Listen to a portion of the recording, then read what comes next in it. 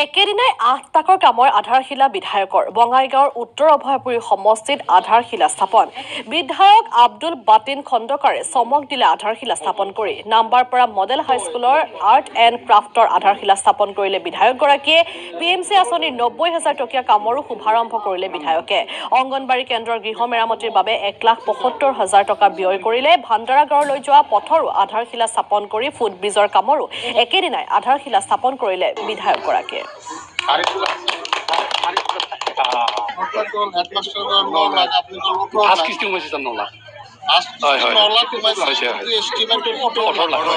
কিছু উন্নয়নমূলক কামৰ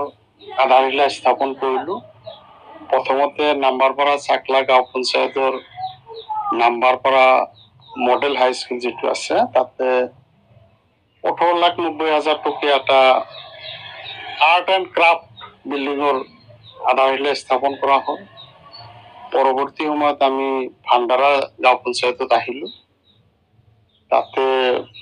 আমি 3টা ৰাস্তাৰ কাম এটা মডেল অংগনবাড়ীৰ কাম এটা ফুটব্ৰিজৰ কাম আৰু এনেকৈ মানে 6-7টা মান কামৰ আধাৰশিলা স্থাপন কৰিলো ৰাস্তা প্ৰথমতে এটা কৰা হ'ল 3 লাখ টকীয়া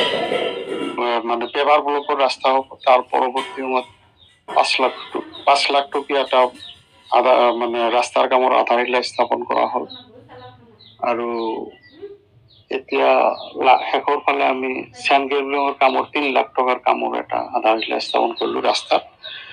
আৰু 1,75,000 টকা মডেল অংগনবাড়ী চেণ্টাৰৰ মানে ৰিপেয়াৰিঙৰ কাৰণে আধাৰশিলা স্থাপন কৰা হ'ল আৰু এটা অংগনবাড়ী চেণ্টাৰৰ আধাৰশিলা স্থাপন কৰা হৈছে আজিয়ে কিমান আছিলে 1,75,000 টকা আছিলে 2টা মডেল অংগনবাড়ী 3টা ৰাস্তা আৰু এটা ফুটব্ৰিজৰ কাম আমি ভাণ্ডাৰা জিপিত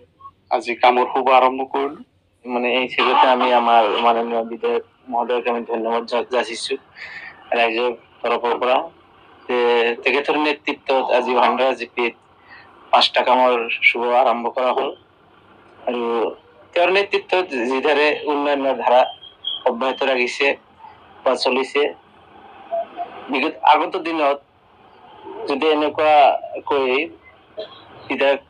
মহোদয়ৰ তৎপৰতাত যদি উন্নয়ন চলি থাকে তেনেহ'লে আমাৰ এই সমষ্টিখন বহুতখিনি আগবাঢ়ি যাব